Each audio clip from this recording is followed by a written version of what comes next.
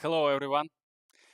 Today we are continuing our studying and reading through Animal Farm by George Orwell. And we actually are going to end it today because we have the last chapter at our hands. And before we go there, we will have a quick recap of what had happened in the previous one. And the previous chapter wasn't so easy to read because just when you think that the things can't get any worse, they actually do. Napoleon breaks new law. And chapter 9 starts with descriptions of how the cult of personality of Napoleon's grows stronger. Uh, Everything is being reported better than ever. Uh, they had previously used these tactics and they called not reduction of rations but readjustments. They kept saying that even though some readjustments had been made, the whole situation still a lot better than it had been with Jones. And they used the fact that no one actually remembers how the life was with Jones. And of course, the introduction of parades that actually was quite a lot of work and served no purpose other than just pleasing Napoleon and brainwashing other animals with the unyielding support of everything that happens by sheeps, who actually suffer just as well as all other animals. They are not in the privileged position, not in any way, but they are sheep, and it's not a coincidence that author used sheep as the main supporters for Napoleon's rule. And Napoleon makes more and more requests. Uh, he had fathered about 30 pigs, and he commands to build a school for them to get educated. And this also means a lot of new work that had to be done at the same time as all the rest work on the farm, which didn't get easy in no way because no meal. They have absolutely no advantage. Uh, I think that they now working on rebuilding the mill again. This is some dream that they had and then almost had it and it been taken away from them and now they're pursuing it again. But I think that this is not an easy for them. And animals hope, they suffer and they hope for better times. Uh, some see it, as Boxer and Benjamin see those better times in a pension that was promised to them by the age appropriate for them to stop working. Some see in heaven because Moses had returned and his tales about Sugar Candy Mountain land came back with him. And even though Napoleon and his lackeys disproved the theory of having Sugar Candy Mountain, they didn't object to Moses preaching about it. Even more, they actually gave him a ration, so it's like he's on their payroll. So they see him as useful tool for calming possible objections down. But that is just background. The real drama takes place later when Boxer gets sick. He actually overworks himself and he is unable to work. He has some problems with his lungs. And Napoleon, sneakily as ever, nothing gets done in plain sight. He sells him to the slaughterhouse, his most loyal supporter. Not necessarily supporter, I take that back, but he was the most productive worker. The whole farm was on his shoulders. He worked, him alone was half the workforce of the whole farm. And he didn't try to object to Napoleon's work. One of his motto actually was that Napoleon is always right, and it's not because he is the lackey of Napoleon's.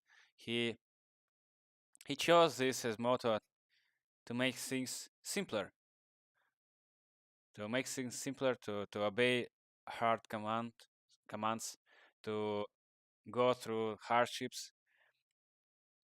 But when time came, he was able to question some decisions, some lies, and so.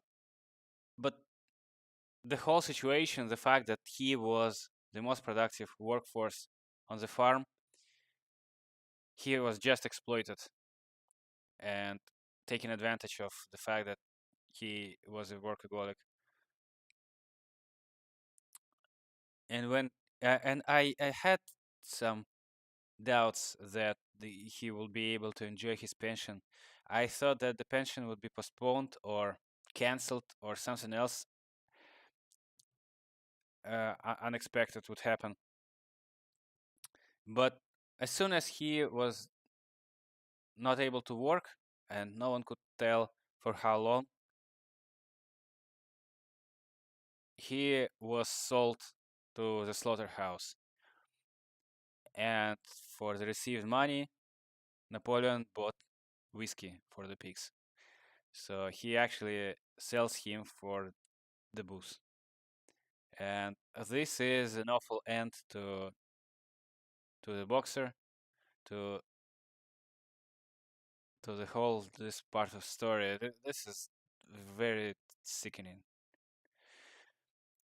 I want to make some conclusion. I want to make some predictions that now Napoleon sells everything and everyone, and he hit the new low when he sells not his friends, but come on, one of his most loyal people on the farm, just for the booze. This can't end well for Napoleon, but unfortunately, this is a dystopian situation, and in such situations, bad guys not necessarily got punished. Will get punished. So, with that being said, let's go to the chapter 10. This is the last chapter, and we'll see how it ends. Chapter 10. Years passed. The seasons came and went, and short animal lives fled by. A time came when there was no one who remembered the old days before the rebellion except Clover, Benjamin, Moses the Raven, and a number of the pigs. Muriel was dead, Bluebell, Jesse, and Pincher were dead. Jones too was dead. He had died in an inebriate's home in another part of the country. Snowball was forgotten, Boxer was forgotten except for the few who had known him. Clover was an old stout mare now, stiff in the joints and with a tendency to rheumy eyes. She was 2 years past the retiring age, but in fact no animal had ever actually retired. The talk of setting aside a corner for the pasture for superannuated had ever actually retired. Sorry. The talk of setting aside a corner of the pasture for superannuated animals had long since been dropped. Napoleon was now a mature boar of 24 stone. Squealer was so fat that he could with difficulty see out of his eyes. Only old Benjamin was much the same as ever, except for being a little grayer about the muzzle and, since Boxer's death, more morose and taciturn than ever. there were many more creatures on the farm now, though the increase was not so great as they had expected in earlier years. Many animals had been born to whom the rebellion was only a dim tradition, passed on by word of mouth, and others had been bought who had never heard mention of such a thing before their arrival. The farm possessed 3 horses now, besides Clover. They were fine, upstanding beasts, willing workers and good comrades, but very stupid. None of them proved able to learn the alphabet beyond the letter B. They accepted everything that they were told about the rebellion and the principles of animalism, especially from Clover, for whom they had an almost filial respect. But it was doubtful whether they understood very much of it. The farm was more prosperous now and better organized. It had even been enlarged by 2 fields, which was then bought from Mr. Pinkleton. The windmill had been successfully completed at last, and the farm possessed a threshing machine and a hay elevator on its own, and various new buildings had been added to it. Wimper had bought himself a dog cart. The windmill, however, had not after all been used for generating electrical power. It was used for milling corn and brought in handsome money profit. The animals were hard at work building yet another windmill. When that one was finished, so it was said the dynamos would be installed. But the luxuries of which Noble had once taught the animals to dream, the stalls with electric light and hot and cold water, and the 3-day week were no longer talked about. Napoleon had denounced such ideas as contrary to the spirit of animalism. The truest happiness, he said, lay in working hard and living frugally. I'm gonna need to check the words here in careful way. When using money or food. This is insane. Well, of course, life goes on, and since this is not a romantic tale where people would remember for hundreds of years the lost heroes in here, just as in real life, those heroes are being forgotten quite fast, with the only exceptions of some historians, friends, or relatives.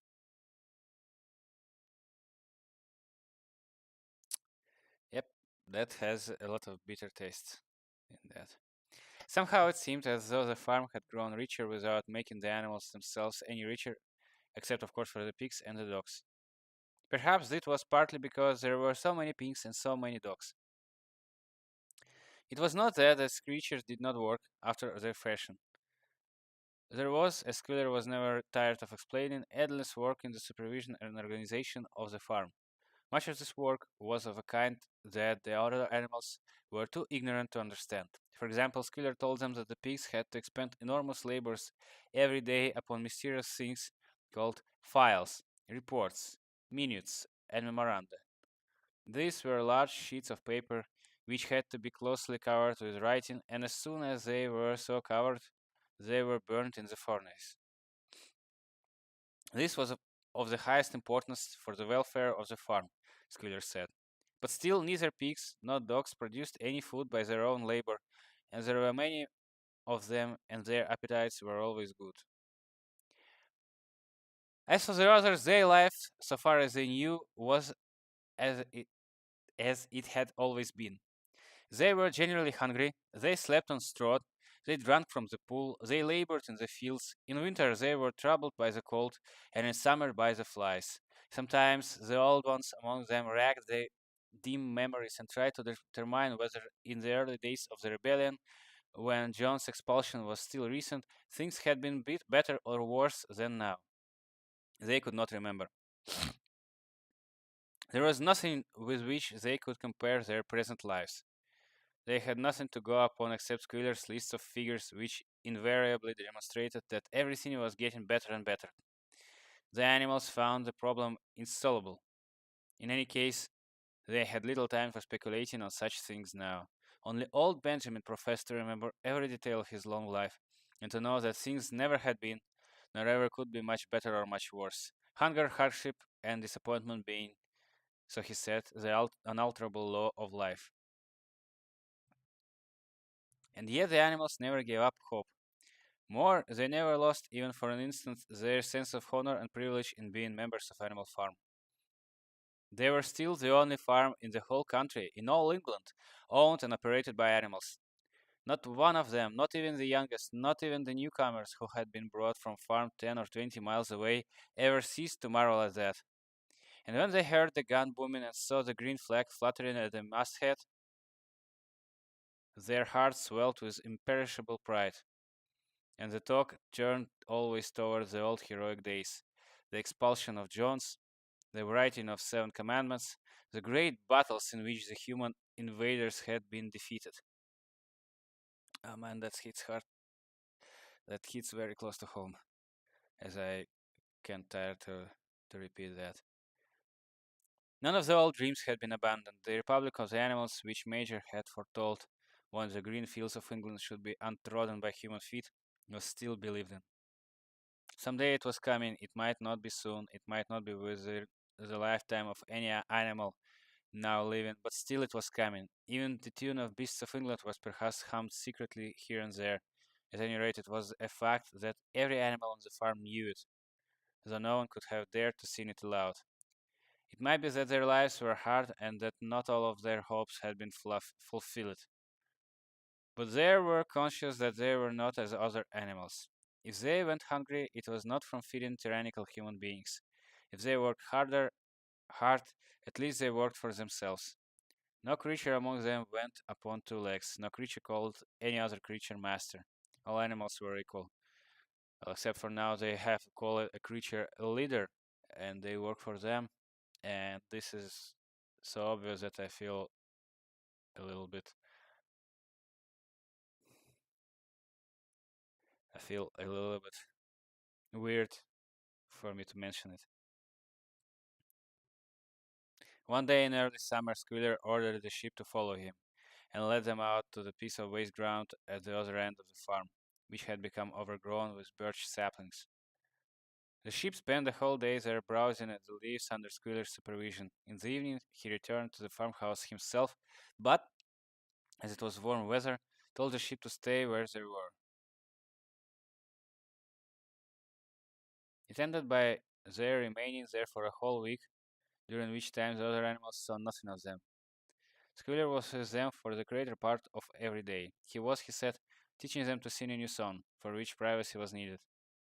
It was just after the sheep had returned, on a pleasant evening, when the animals had finished the work and were making their way back to the farm buildings, that the terrified neighing of a horse sounded from the yard. Startled, the animals stopped in their tracks. It was Clover's voice. She neighed again, and all the animals broke into a gallop and rushed into the yard. Then they saw what Clover had seen. It was a pig walking on his hind legs. Yes, it was Squealer, a little awkwardly, as though not quite used to supporting his considerable bulk in that position, but with perfect balance he was strolling across the yard. And a moment later, out from the door of the farmhouse came a long file of pigs, all walking on their hind legs. Some did it better than the others, one or two were even a trifle unsteady, and looked as though they would have liked the support of a stick. But every one of them made his way right round the yard successfully. And finally, there was a tremendous baying of dogs and a shrill crowing from the black cockerel, and out came Napoleon himself, majestically upright, casting haughty glances from side to side, and with dogs gambolling round him. He carried a whip in his trotter. There was a deadly silence. Amazed, terrified, huddling together, the animals watched the long line of pigs march slowly round the yard. It was as though the world had turned upside down. Then there came a moment when the first shock had worn off, and when, in spite of everything, in spite of their terror of the dogs, an habit developed through long years of never complaining, never criticizing, no matter what happened, they might have uttered some word of protest. But just at that moment, as though at a signal, all the sheep burst out into tremendous bleating of 4 legs good, 2 legs better. 4 legs good, 2 legs better. 4 legs good, 2 legs better. It went on for 5 minutes without stopping, and by the time the sheep had quieted down, the chance to utter any protest had passed, for the pigs had marched back into the farmhouse. So, no matter how you can shorten the commandments, the principles by which you live by, well, this is a natural instinct, right? To try to shorten all the rules that there are in the world to as little of them as you can. Not necessarily to make the life, not necessarily then to make the rules or restrictions absent, but just to be, for it to be easier to process the world and to make decisions. So, for example, instead of memorizing the whole major speech, they had extracted somewhat arbitrarily 7 commandments. Then they made a more succinct version of it. Well, the most, with 4 legs good, 2 legs bad. But in reducing the necessity of complicated thoughts in everyday life, they in the end didn't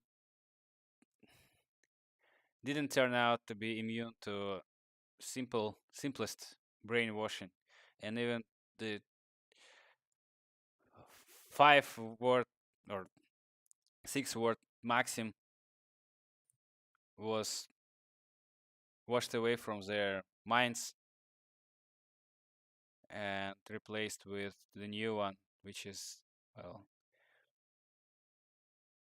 well, for this time it's an absolute opposite of what it used to say. So probably the idea is not to make it as easy for yourself as it possibly can to as you possibly can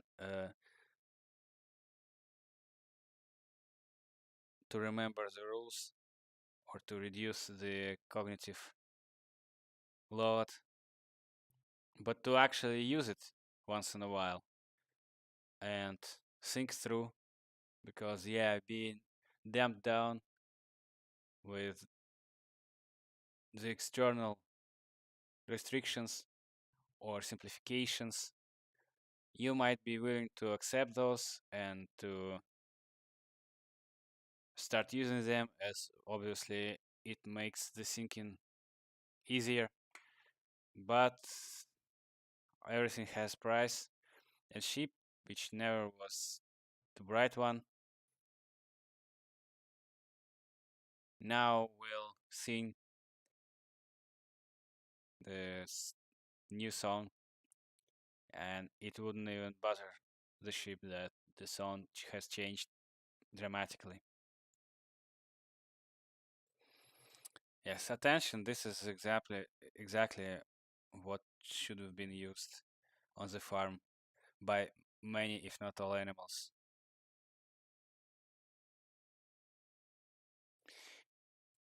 It went on. Aha, I already read it.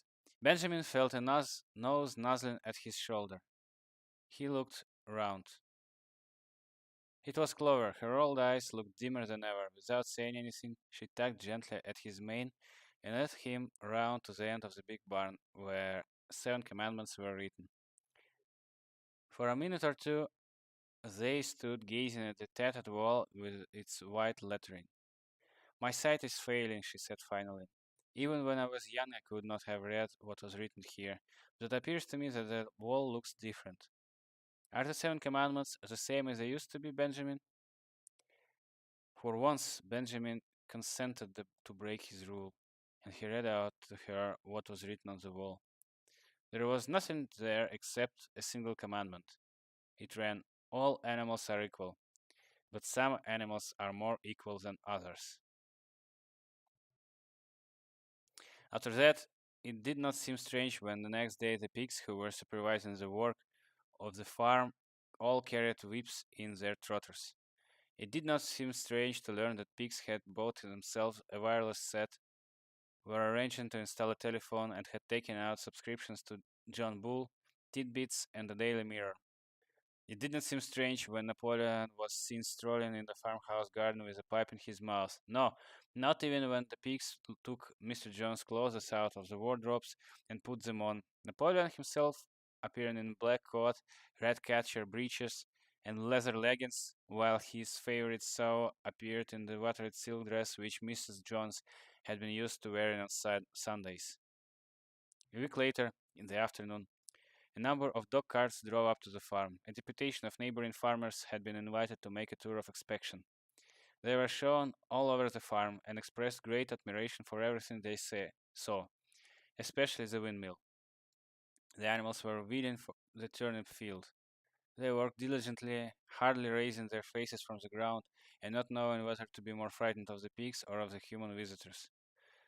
That evening, loud laughter and bursts of singing came from the farmhouse, and suddenly, at the sound of the mingled voices, the animals were stricken with curiosity. What could be happening there, now that for the first time animals and human beings were meeting on terms of equality? With one accord, they began to creep as quietly as possible into the farmhouse garden. At the gate, they paused, half frightened to go on, but Clover led the way in.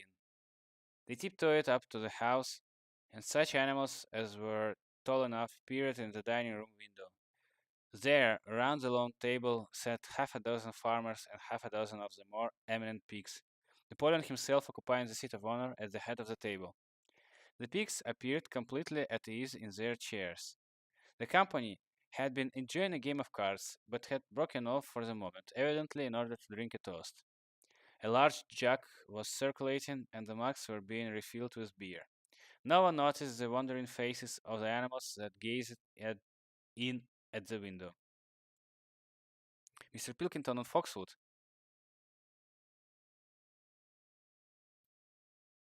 I can't remember if he was the one who destroyed the previous windmill and brought the war of great scale and horror to the animal farm, but it would be just. You know what? I will check it right now. It's 46th page.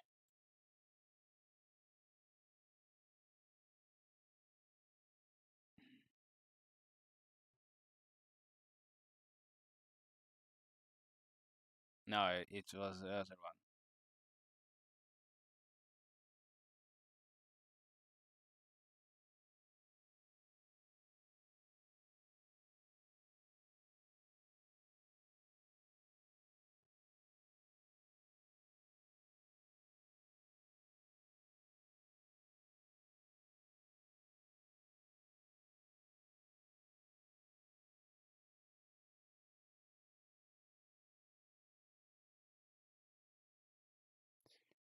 Frederick, Mr. Frederick of.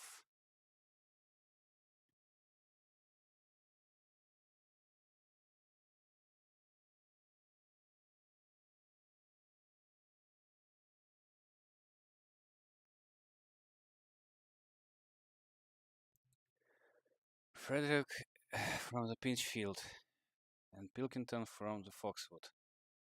And now he is going with Pilkington of Foxwood. Okay, so this is not the same guy who started the war, it seems, but maybe the other one too as well here. Who knows? Mr. Pilkington of Foxwood had stood up, his mug in his hands. In a moment, he said he would ask the present company to drink a toast, but before doing so, there were a few words that he felt it incumbent upon him to say. It was a source of great satisfaction to him, he said, and he was sure to all others present to feel that a long period of mistrust and misunderstanding had now come to an end. There had been a time, not that he or any of the present company had shared such sentiments, but there had been a time when the respected proprietors of Animal Farm had been regarded, he would not say with hostility, but perhaps with a certain measure of misgiving, by their human neighbors. Unfortunate incidents had occurred, mistaken ideas had been current, It had been felt that this existence of a farm owned and operated by pigs was somehow abnormal and was liable to have an unsettling effect in the neighborhood. Too many farmers had assumed, without due inquiry, that on such farm a spirit of license and indiscipline would prevail. They had been nervous about the effects upon their own animals or even upon their human employers. But all such doubts were now dispelled. Today he and his friends had visited the animal farm and inspected every inch of it with their own eyes. And what did they find? Not only the most up-to-date methods, but a discipline and an orderliness which should be an example to all farmers everywhere. He believed that he was right in saying that the lower animals on Animal Farm did more work and received less food than any animal in the county. That's some revelation. Indeed, he and his fellow visitors today had observed many features which they intended to introduce on their own farms immediately. So Napoleon did not only betray his friends, not that he had any of them. He is kind, but not his species. The rebellion, the principles which probably he had never had, but he was at least pretending to work under them. But now, not only those animals are in such condition that is barely possible to survive by, but with the example of Animal Farm, he actually makes the life of all other animals worse. And this is just like it's he's a Satan, not less. He would there end his remarks, Mr. Pilkington, that is. He said by emphasizing once again the friendly feelings that subsisted, and ought to subsist between Animal Farm and its neighbors. Between pigs and human beings, there was not, and there need not be, any clash of interests whatever. Their struggles and their difficulties were one. Was not the labor problem to say the same everywhere? Here, it became apparent that Mr. Pilkington was about to spring some carefully prepared witticisms on the company, but for a moment he was too overcome by amusement to be able to utter it. After much choking, during which his various chins turned purple, he managed to get it out. If you have your lower animals to contend with, he said, we have our lower classes. Sorry, I read it wrong. If you have your lower animals to contend with, we have our lower classes. So this is an exact allegory with proletarians. I can't deal with this. It's just too painful to read. This bon mot set the table in a roar, and Mr. Pilkington once again congratulated the pigs on the low rations, the long working hours, and the general absence of pampering which he had observed on Animal Farm. And now, he said finally, he would ask the company to rise to their feet and make certain that their glasses were full. Gentlemen, concluded Mr. Pilkington, gentlemen, I give you a toast to the prosperity of Animal Farm. There was enthusiastic cheering and stamping of feet. Napoleon was so gratified that he left his place and came round the table to clink his mug against Mr. Pilkington before emptying it.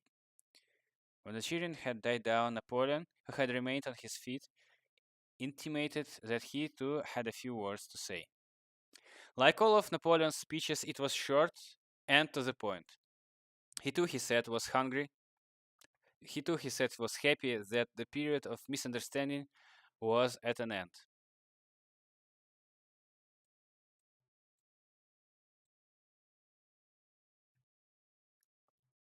For a long time, there had been rumors circulated, he had reasons to think, by some malignant enemy, that there was something subversive and even revolutionary in the outlook of himself and his colleagues.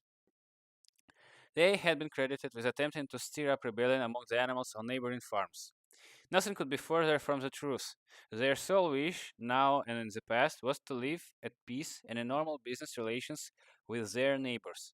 This farm, which he had the honor to control, he added, was a cooperative enterprise. The title deeds, which were in his own possession, were owned by the pigs jointly.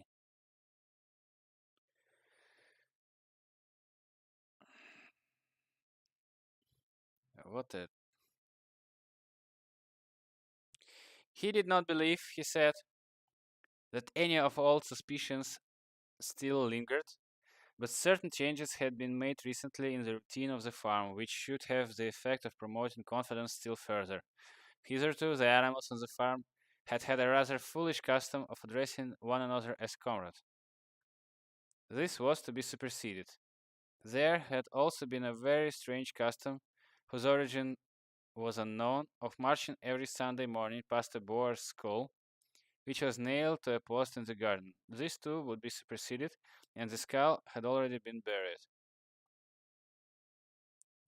His visitors might have observed too the green flag which flew from the masthead.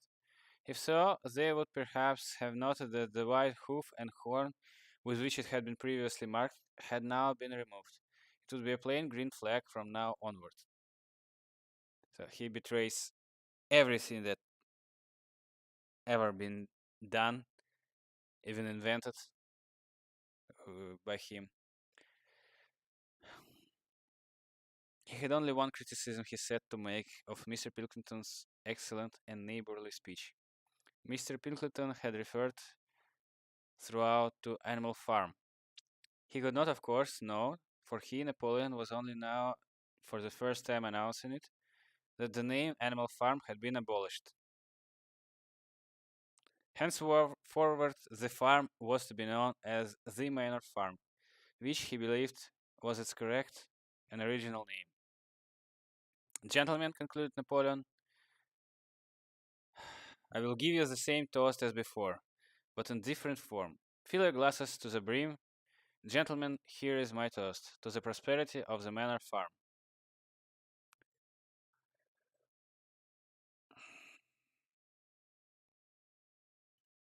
There was the same hearty cheering as before, and the mugs were emptied to the dregs. But as the animals outside gazed at the scene, it seemed to them that some strange thing was happened. What was it had altered in the faces of the pigs? Clover's old dim eyes flitted from one face to another. Some of them had 5 chins, some had 4, some had 3. But what was it that seemed to be melting and changing? Then, the applause having come to an end, the company took up their cards and continued the game that had been interrupted, and the animals crept silently away. But they had not gone 20 yards when they stopped short. An uproar of voices was coming from the farmhouse. They rushed back and looked through the window again. Yes, a violent quarrel was in progress. There were shoutings, bangings on the table, sharp, suspicious glances, furious denials. The source of the trouble appeared to be that Napoleon and Mr. Pilkington had each played an ace of spades simultaneously.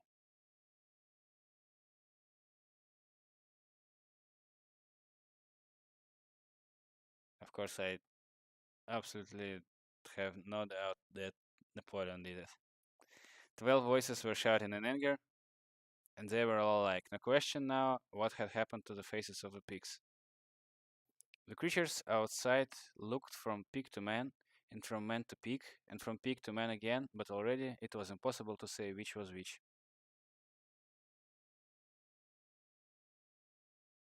So it was written originally in November 1943 to February 1944. Oh, this is hard.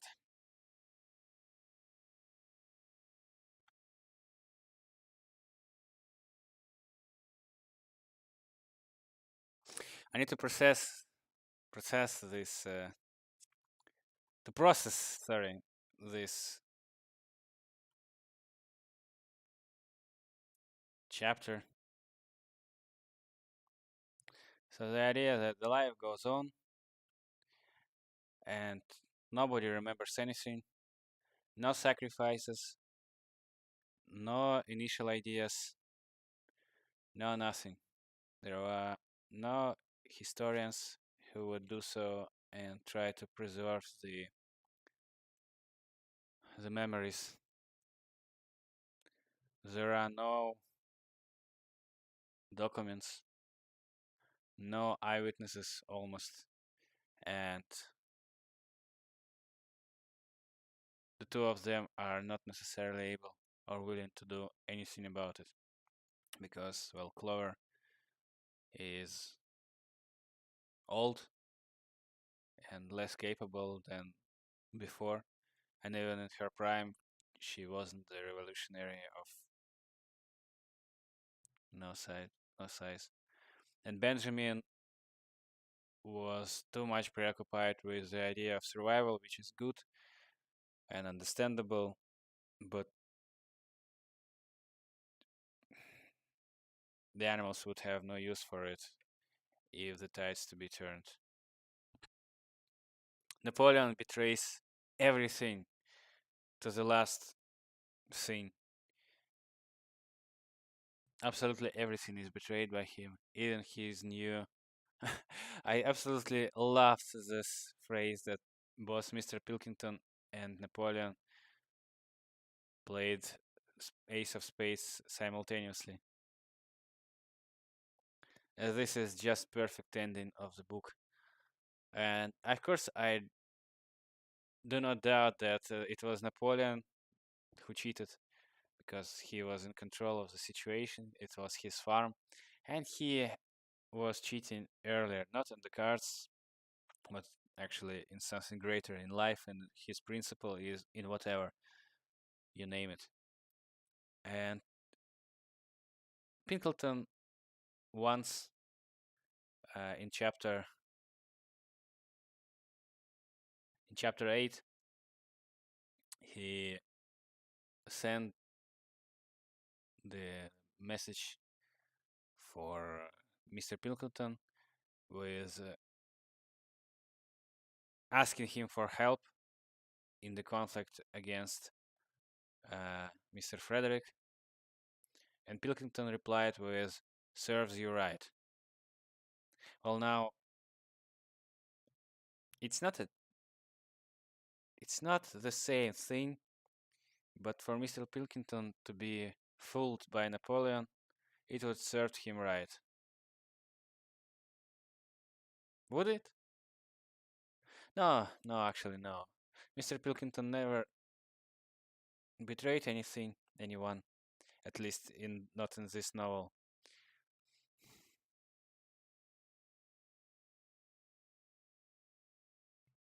He wasn't a good guy, but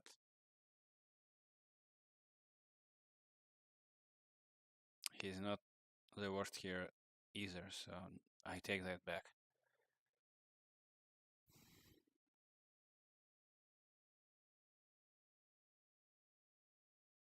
The situation here also reminds me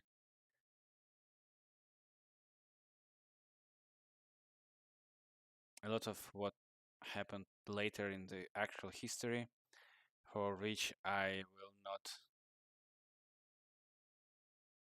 mention any details at the moment. Well, I guess I have nothing to add to all of that at the moment, and this one is just as heavy, but in different way as the previous chapters. So with this, we are finishing the reading of not just the chapter 10, but the whole Animal Farm, which is a brilliant, brilliant book. Not a sentence is out of the place. It is absolutely everything connected with it. And I would actually go further and try to study it a bit more because this book is just open size. We went through 10 chapters, and we went from a more or less cheerful way of fantasizing of a better future in chapter 1 to actually having the rebellion,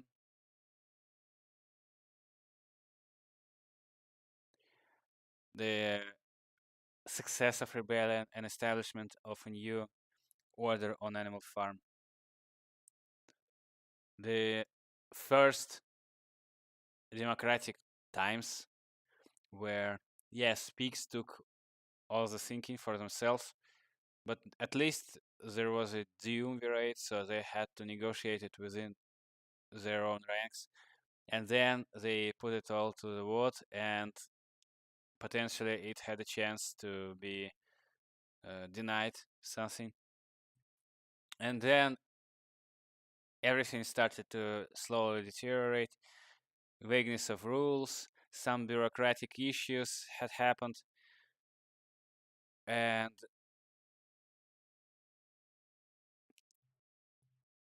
some first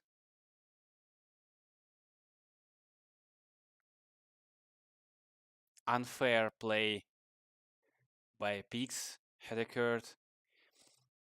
Then the first war had happened, and they had to defend the farm. They lost a sheep, which was a small casualty, to be honest, but it happened, and they risked their lives all, and it was triumphal moment for Animal Farm. And I remember this chapter as if as if I was there, as if I had risked my own skin with the animals. And then Napoleon overthrows the situation and starts outrightly changed the order of the farm. And hardships are beginning to be, and Napoleon dumps them down with the execution of some animals who were more prone to disobedience. Then he changes the rules even further, and there is a war, a very tough war with humans again, in which all animals, all animals, no animal wasn't hurt, and they lost the windmill. But Napoleon uses it as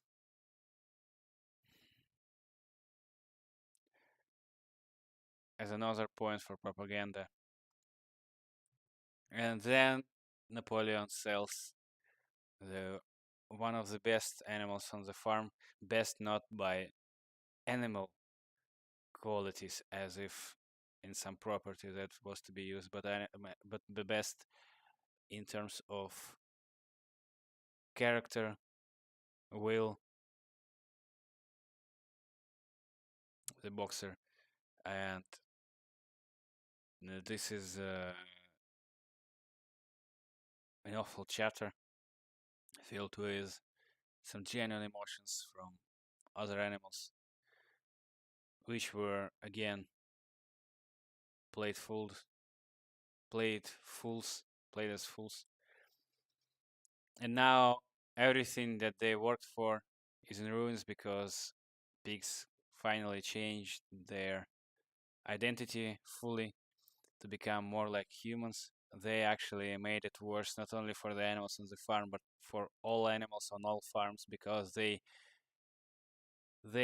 show it how they operate their farm to humans, and humans are going to implement the same things, and humans as those who still worked and were able to work as farmers and were able to understand the rations and the workload, they concluded that even the lowest animal works harder now and eats less, so it's a lot of profit for them. And the windmill is working for the money, so the pigs have all the luxuries to themselves, and everything is betrayed. And the whole novel is just all of that. It keeps beating you down as soon as you were hooked by the novel. As soon as enough material was presented, enough for you to get somewhat attached emotionally to the main characters and to the well-beings of the animal farm, the the novel starts to beat you with with a big stick of all the hardships that had happened to the poor animals.